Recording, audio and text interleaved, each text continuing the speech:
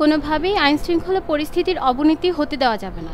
যারা পরিস্থিতি অবনতির চেষ্টা করবে তাদের কোনো ছাড় দেওয়া হবে না বলে হুঁশিয়ারি উচ্চারণ করেছেন স্বরাষ্ট্র উপদেষ্টা অবসরপ্রাপ্ত লেফটেন্যান্ট জেনারেল মোহাম্মদ জাহাঙ্গীর আলম চৌধুরী। রাঙামাটিতে বিভিন্ন শ্রেণী পেশার মানুষের সঙ্গে মতবিনিময় সভা শেষে গণমাধ্যম কর্মীদের কাছে কথা বলেন তিনি। স্বরাষ্ট্র উপদেষ্টা বলেন, একটি উচ্চ ক্ষমতা সম্পন্ন তদন্ত কমিটি গঠন করে এই সুষ্ঠু তদন্ত করা হবে। পার্বত্য চট্টগ্রামের সংঘাতময় পরিস্থিতিতে কারফিউ দেওয়ার পরামর্শ দিয়েছেন বিএনপির মহাসচিব মির্জা ফখরুল ইসলাম আলমগীর। বিষয়টি নিয়ে তিনি যাদেরকে চেনেন তাদের সঙ্গে কথাও বলেছেন।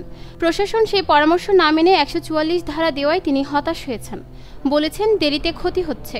শনিবার সাংবাদিকদের সঙ্গে মতবিনিময়ে এক প্রশ্নের জবাবে তিনি একথা বলেন। ঢাকা বিশ্ববিদ্যালয়ের ফজলুল হক মুসলিম হলে তোফাজ্জল হোসেনকে পিটিয়ে হত্যার ঘটনায় অভিযুক্ত ৮ শিক্ষার্থীকে সাময়িক বহিষ্কার করেছে বিশ্ববিদ্যালয় প্রশাসন। আজ শনিবার ঢাকা বিশ্ববিদ্যালয়ের প্রক্টর সাইফুদ্দিন আহমেদ এই তথ্য নিশ্চিত করেছেন। তিনি বলেন, তোফাজ্জল হত্যার ঘটনার তদন্তে গঠিত তদন্ত কমিটির সুপারিশ অনুযায়ী ৮ শিক্ষার্থীকে সাময়িক বহিষ্কারের সিদ্ধান্ত নেওয়া হয়েছে। অবশেষে ইলিশ মাছ যাচ্ছে ভারতে। আসন্ন দুর্গাপূজা উপলক্ষে দেশটিতে ৩,০০০ মেট্রিক টন ইলিশ মাছ রপ্তানির অনুমোদন দিয়েছে বাণিজ্য মন্ত্রণালয়। ইলিশ রপ্তানি না করার সিদ্ধান্ত থেকে সরে আসার এই তথ্য শনিবার বাণিজ্য মন্ত্রণালয়ের এক সংবাদ বিজ্ঞপ্তিতে জানানো হয়েছে।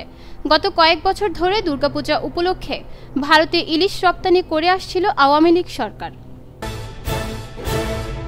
চেন্নাই টেস্ট জিততে হলে গড়তে হবে রান তাড়ার বিশ্ব রেকর্ড। তবে ওপেনিংয়ে দারুণ শুরু করেও চা বিরতির পর দ্রুত ৪ উইকেট হারিয়ে ফেলে বাংলাদেশ। এই টেস্ট জিততে হলে বাকি ২ দিনের মধ্যে বাংলাদেশকে করতে হবে আরও ৩৫৭ রান। হাতে বাকি ৬ উইকেট। 50 হাঁকিয়ে ৫১ রানে অপরাজিত অধিনায়ক শান্ত। সাকিব আল হাসান ৫ রান নিয়ে কাল ফের ব্যাটিংয়ে নামবেন। জয়ের সুবাস নিয়ে কাল চতুর্থ দিনের খেলা শুরু করবে ভারত।